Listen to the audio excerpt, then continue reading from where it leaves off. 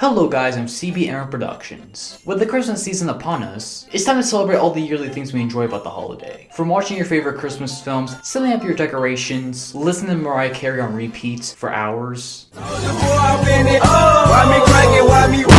and even more. But what about playing a Christmas game? Usually Christmas is the type of year where you get games, but not necessarily the play ones based on the holiday. But there's one exception to this rule, and it's the game based on the popular film, The Polar Express. Made in the era of the 6th generation of consoles, aka the PS2, the GameCube, and the original Xbox, practically every popular film that was made in the 2000s was made into a video game. From kids films, superhero films, even classic gangster films got their own games. Whatever product could be sold off for brand recognition, a game was made on it. I've already covered games like this with my ongoing Nick Games retrospective, where I've covered licensed Nickelodeon games in my childhood, and nothing screams nostalgia like The Polar Express. Despite having read the original book, the film is really what stuck with me ever since I watched it for the first time in kindergarten, and I've rewatched it dozens of times since then every holiday season. It's fast-paced, has a great score. I actually do like the mocap work done here, despite its love it or hate it thing. I like the mysterious atmosphere the film has, of feeling like a dream. I love the winter nighttime aesthetic. I like that it isn't afraid to get intense or dark.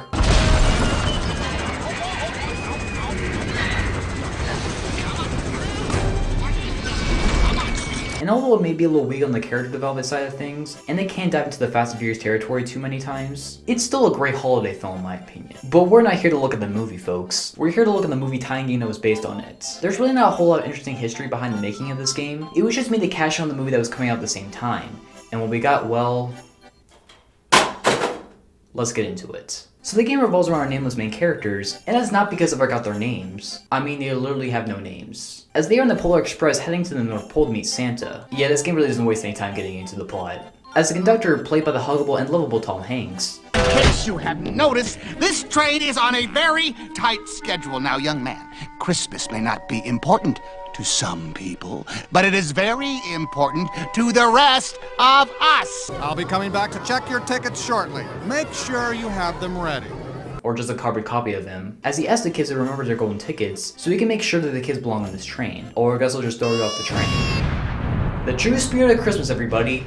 But the kids realize that their tickets have been stolen by the evil Scrooge puppet. Yeah, remember that one little side villain that was in one scene of the original movie? Well, I guess now he's the villain of this game, and he has a really weird way of saying Santa. I can't stand children. They're the only ones silly enough to believe in Santa. Santa! So he plays the main boy in the game, as he has to get multiple golden tickets back from more kids with no names, and barely any distinguishing facial features, as he embarks on playing multiple minigames on each train car, from catching wind-up mice and throwing them in baskets, throwing toys at Jack in the Boxes and knock them out, doing stealth missions to sneak past his chef like his Ratatouille, smashing ice cubes into little blocks, getting into food fights with more Jack in the Boxes, playing tennis with another Jack in the Box. Why does this game have such an obsession with Jack in the Boxes? Who is he, buddy from Elf? Not to mention he's playing tennis using a silver platter dish as a racket. You'll never beat me. And more than totally recreate the best scenes from the film. Then once you finish the first round of minigames, you get the tickets back for all the kids except the main girl that we follow, who gets escorted outside by the conductor onto the rooftop of the train, which even in the film that didn't even make sense, as the boy tries to chase after them like it's Uncharted 2, and despite the train is going at high speeds in the dead cold night, and his kid's getting hit by multiple things sending him flying yours backwards, he just goes, So after you chase after the conductor and the girl for enough time, you'll trigger a cutscene where we meet the ghost hobo from the film, as he takes the kids skiing off the train, and unlike the film where we get to ski on the actual train, he decides, you know what, I just want to see the scenery. And skiing the forest, we try not to get hit by trees, houses, or any other objects in the way. They catch up with the train, and eventually landing on front of the train. Then the conductor makes the kids work with the engineers to keep the train going, as we get one of the weirdest experiences I've had in any game. You ever wanted to play a DDR level, but it's with a kid and two creepy engineers? Well, I really have no words for this. Just let this scene play out. Up, down, left, right. Up, down, left, right. Then we goes back to the main train cars, as the boy embarks on more mini games to get more stolen tickets back to more kids. Then we finish off with all the kids fighting against the evil Scrooge puppet who's a giant now. Alright, who gave him the Scrappy-Doo potion? As you have to throw snowballs at his golden chest multiple times before he is defeated. But before we move on, if you love the first TBR level, guess what? We have another one. Right, spin, which is the poor man's version of the hot chocolate scene from the actual film, where you as a boy had to be one of the waiters because the waiter's actually done by one servant. I'm gonna need your assistance, young man. As you can see, we have a lot of thirsty passengers, but we're short one waiter. What, did the conductor just throw him off the train because he didn't have his golden ticket? Damn you, Jim Carrey! Oh wait, wrong movie. Then we get to another Fast and Furious-esque sequence of the three main kids in this caboose that gets loose Bars! and goes down to the North Pole as we have to dodge pedestrians, prevent going down the wrong paths, etc. Then we get yet another fast-paced sequence as we have to match these tubes with the right colors. That takes a 5-second sequence in the film and stretches out for about 10 minutes as we get into Santa's workshop as Billy, the only character with a name in the cast apart from Santa himself, Santa! as he finds his present and runs away with it. As the main boy and girl follow him, as we have to pull switches on the conveyor belt throughout multiple rooms, until we get to Santa's giant pile of presents that all want to kill you and send you flying thousands of feet down. Why does this giant pile of presents remind me of the giant pile of trash in Rabbit's Go Home? But this doesn't even hurt our boy Wonder over here. As we get to the top of the pile, we reach the final level of the game, and having to fly this aircraft that has 2 balloons attached to it, carrying Santa's sack full of presents. As we have to bring Santa's giant pile of presents to this giant Christmas tree over here in the middle of the North Pole, and try not to knock into things to lose health.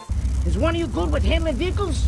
Because I need someone to steer the Zeppelin. I think I could help you, Captain. Fantastic! I need you to control the movement of the Zeppelin. Man, why is there so much forced child labor in the game? The true spirit of Christmas, everyone. So after doing this task, the game cuts to one last scene from the actual movie, which they do sprinkle little clips throughout the game, of Santa flying away on a sleigh as we immediately cut to credits. Wow, that doesn't feel rushed at all. The Polar Express is definitely one of the weirdest tie-in movie games I've ever played. It's one of those movie games that really didn't need to be made, simply because the film didn't really have much to offer as in terms of levels, apart from some cool moments like when the train slides across the ice, which they don't even use in the actual game. The game's graphics are what you expect for the time, and most look just serviceable enough. And the same can go for the voice acting, despite some weird moments. Maybe one of us should go and help them. Okay, you stay here and keep an eye out for the conductor.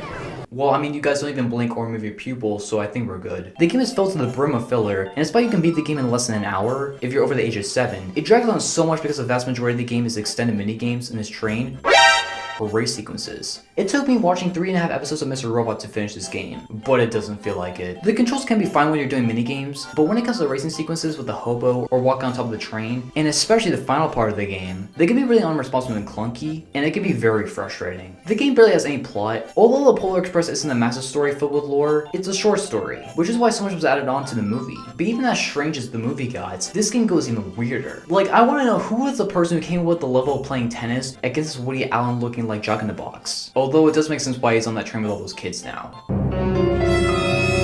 And all the DDR stuff is just Up, down, left, spin. why? The game is super generic from the music, the character models and animations, how bare bones the game feels to where it doesn't even have a proper beginning or end, what makes the film feel like it was made in 3 months or less, having the main villain of the game be dropped out of the first half to just ride around in conveyor belts. Like you could, G.